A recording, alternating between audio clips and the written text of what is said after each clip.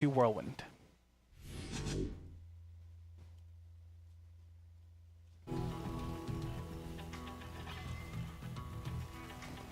And go ahead and kick it off, Mike Doblebe. Okay, so spawning in the bottom left-hand corner, it's the blue Terran. IVD, Apocalypse.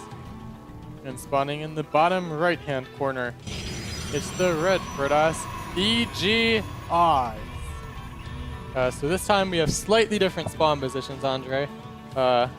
Usually players scout clockwise, I think. It's just a thing. Maybe you do it, I don't know. But this would mean if Apocalypse scouts clockwise, he'll scout Oz last, and Oz would scout him first. I think I would do counterclockwise in this position. I don't know why. But maybe it's just because you said people scout clockwise. I was like, I want to be different, Mike. I want to be different. I want to scout counterclockwise. I know Calaris always... If any other Terran is different, it's Apocalypse, so maybe I'll do it too. Maybe. Yeah. I can only hope. I mean, he's already changing up right now. He's not getting his barracks. He's going CC first. Well, I don't think you're going to do the same boat twice when you have a restart like this. Mind games. Mind games, just do it again. Just do it again. Why not? Well, it's a good choice he's not, because it's just standard play from Oz. I know. And unfortunately for Oz, Apocalypse is doing like the direct counter. I shouldn't say direct counter, but CC first against this type of gateway build with 3 chrono boosts on top. Yeah, but I mean, he's direct counter. I mean, it just gives him a small advantage. I wouldn't. It's a direct counter. He is so dead now. He's so dead. Big advantage. Apocalypse. Huge lead. He can't lose from this position. He can. It's like 90-10. 90-10 right I think it's more like chess, and one player responds as white and the other player responds as black. I don't think it's much more than that. I agree to that. I'll take that. But you know, the white against black advantage is quite substantial. Yeah. It's like, I don't actually know what it is, but I would guess it's like 4-3. That's how crazy it is. It's a lot, man. Yeah, I mean, it is a lot, but this is only one game, so it's still about 50-50. All right. It's as he said, it's not a hard counter, but it's definitely what Apocalypse wants to face off against, because there's no impending threat that he has to deal with, even though he hasn't scouted anything. It's just how the build orders work out. The thing is, Apocalypse needs to find out what's happening, and he will be scouting. Look at this, both players scouting counterclockwise. What intelligent human beings. So I guess I was incorrect with my assumption that most players scout clockwise. At least these two are doing counterclockwise. Yep, it's okay. Welcome to being a caster. You're always wrong all the time. Yeah. Hopefully it doesn't carry over my gameplay as well. I think carriers are a good position right now. Just go to carriers. I mean, how else can he catch up? All right, well, nice scout gets in here. He sees everything that he needs to. Actually, did he see the Nexus? No, he did not. So right now, he might actually think this is a one base alone. This is really unfortunate. You didn't see the Nexus? Are you sure? I'm positive. You know how to do the V thing, right? Oh, that's so surprising, actually. How do you not know this? You're a pro player. No, I mean, it's so surprising that he didn't see the Nexus. Okay. I mean, it was like in construction when you walked past it, so. Yeah. I don't know. I mean, I feel like that should be the #1 thing that you always try to look for, right? I mean, he probably just assumed it anyway, so. Yeah. Well, we'll find out pretty soon.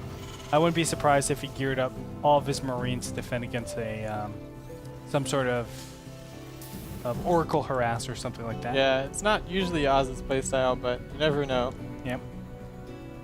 Definitely so, but very standard game so far. Mothership Core coming into the main base of Apocalypse. Gonna check everything out that's going on, and we'll see the most standard vanilla thing that you could possibly see in a Terran base. 3 barracks, an engineering bay, double refinery, expansion of course. And he's actually sitting and saying, okay, thank goodness, because a lot of Protoss builds are based... Whoa, what is this? Blink Stalkers coming out. A lot of Protoss builds are based on... you know, the absolute standard. So no attacks really until 9:30. Yeah. So you kind of do whatever you want. And once he verifies that there are no attacks until 9:30, he's like, oh, thank goodness, I can just do whatever I want. I don't have to get any sort of defense because, hey, I have my Planetary Nexus. Yeah, this quick blink is just going to be a deal with Medevacs, though, I think. This is not a good map to do like Blink Stalker aggression on, actually.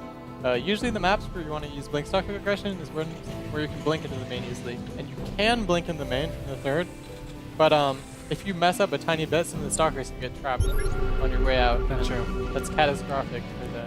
I mean, you can just simply shift blink, but it's still a little bit slower. Here it comes, though. Mothership Core getting over here. Actually, I don't know why I said here it comes. It's not here it comes. A factory is going to get stopped a little bit over here, but remember the Mothership Core can do a double time warp, boom, boom, and really, it's almost operating the same way Force Field would operate. While the Blink Stalkers get in here, do the damage, maybe taking out a reactor, whatever it might be, and from there dropping. But it's just a macro opening. He has a third base underway, and the Robo Bay as well, so we'll have to see how this pans out for him. And Mothership Core will be able to get out in time. Nicely cool kind of time warp that's going on there. Time warp will be able to take out that one. But kind of messed up a bit and had to use the second time warp. And he doesn't want to do that. You want to save the energy for photon overcharges.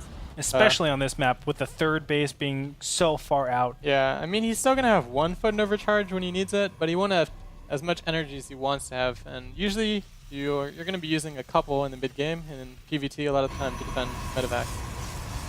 I agree. Well, as it stands right now, Oz is just macroing up a ton. He is getting a lot more gateways. He is getting his robotics bay for those Colossus, so he's going to be churning them out pretty soon here. Apocalypse on the other side. He's got up to 3 gases, not looking to get another command center, so he's very committed to this 2-base play. He needs to do a lot of damage from here. He's going to wait until he gets combat shields and concussive shell to really get a big engagement. But from here, I mean, he can't just throw down a 3rd command center behind this and expect everything's okay. He needs to kind of react to what he sees and play it out from that. Apocalypse is going to exercise, though, in the middle of the map, and this might be a little bit dicey as Blinkstalkers need to get out of here, and they're just going to be, well, 2 of them are going to be sacrificed over here. A pylon, or excuse me, a probe will go ahead and be chased off to the distance. I'm going to go ahead and say, though, that I like the positioning of Oz in this game so far. Like Apocalypse, he's going to have to get damage done now because of that quick third. And Oz, he already has Blink, and he's going to have several Colossi before timing hits. Oh yeah, this is beautiful. Like what he did here is he delayed the upgrades, the Forge. So even though he has late upgrades, his economy and his tech is in the perfect position he needs to defend any aggression. Yeah, and from that, I mean, he can still go ahead and Chrono Boost out the Forges and stay kind of in line with 2-2. He won't be in line with 1-1 for sure, but at least he can kind of get back into it with 2-2 and say, let's just get a glorious composition and make sure we can stop any of this with just good Force Shields, Guardian Shield, which is obviously very applicable, and getting Blink Charge, Photon Overcharge, all this good stuff. And now the Marines and Marauders, they're in a position where they can never retreat, and the Colossus are coming in from behind. Zealots are going to be warped in as well. Look at this positioning. He can pick up a Blink if he blinks. Oh, he almost got it. Almost. Looking really good, though. Oz, remember, he has his 3rd base situated, and this is a 2-base build where you go 5 barracks in the beginning stages. You need to be able to do damage, and he was not able to pick off anything. He almost got the natural base. It was down to about 60% life, or 40% life, but it's still not enough. Oz is in such a good position now. We see the 2nd starport coming down from Apocalypse, but a Templar Archive is already underway from Oz. So he's going to have the Templar transition right when Apocalypse is trying to crank out as many Vikings as he can. And he has a pretty significant supply lead for PvT right now. Usually the Terran wants to be at least equal with the Protoss. And he's obviously... Wow, he's obviously not. I mean, 121 to 142, that's where it's at right now. 1-1 about to finish, so this might be a 1-1 timing. You can see 2-2 on the way here, but 2-2 isn't that far away. I'm expecting Oz to just prioritize these. As soon as these actually finish, he's going to start them up again and Chrono Boost them out immediately, so I'll definitely be keeping an eye on that. Remember, Chrono Boost removes 10 seconds from the cooldown, so it's very easy to catch up to these. It's just, you know, a couple of Chrono Boosts here and there, 3, 4, 5, 6, etc., and then you have 2-2 lined up with your opponent, so everything looks good. There it is, 2-2 has already started. Zealot's going to run into the 3rd base, just maintaining that map control, forcing the Marines and Marauders not to be in an aggressive stance. And remember, all Oz needs is time from here, right? Time helps him out so much. Equalize those upgrades, get the right compositions. Yeah, this medevac drop is doing some damage, though. Forced the probe poise, killing several probes, I think. Now he's just getting away without losing anything. Good timing on the pullback of the medevacs before any stalkers could blink under and snipe one of them. He has to be careful, though. Now that there's High Templar 2, feedbacks could go down. Thankfully, those medevacs don't have enough energy to just one-shot feedback them, but Could have actually been good for Apocalypse if you got one of the medevacs feedback. It wouldn't die, and then you'd see the Templar attack. I don't think he's aware of it now. And Size Storm is already finished. But doesn't he have to kind of assume that Templar tech is already out? Like, I mean, but I don't think he is, because he's not going for Ghost. That's true. He's just turning out triple Vikings. This is not what he needs against Size Storm. yeah, definitely so. Take a look at the units tab. There's only 5 Vikings out on the field. He does need a bunch more. He wants to be able to two-shot those Colossus. I'm pretty sure for the upgrades, he's going to need 8 to two-shot them. As we move a little bit forward, it's still going to be very, very dicey for this because, you know, Storm already finished. One medevac going down in that drop. He's got feedback. Now he definitely knows about the High Templar. It might be too late, though. I mean, there's already four High Templars bearing down into the natural. He's pulling SCVs with this, but it's not going to work if he gets Storm. Definitely not. And the Storm will go over the bio unit. He needs to concentrate on top. Oh, actually misstormed on top of his own Stalkers. But Apocalypse's units are just dying so quickly, and there's still so much left for Oz. Just taking commanding lead. Oh here. my God. Oh, that's a huge warp, and I had no clue he had that many gateways. Oh, well, yes, he did. Thankfully, though, he was able to take out the pylon that was warping a lot of those. But man, oh man, was that a scary warp in. He was going to...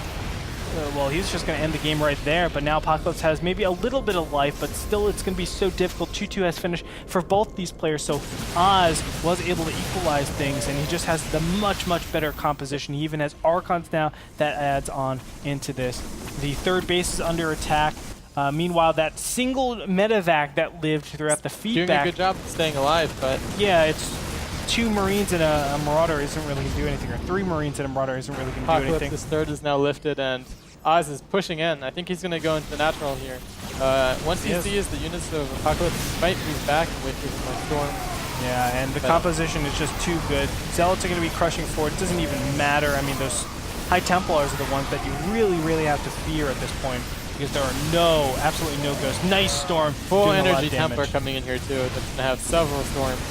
And Oz, he's just storming over him. Yep. I mean, there's just too much stuff. Oh, great Force Field and Storm combination right there. And GG gets called out. Oz will move on into the round of 16.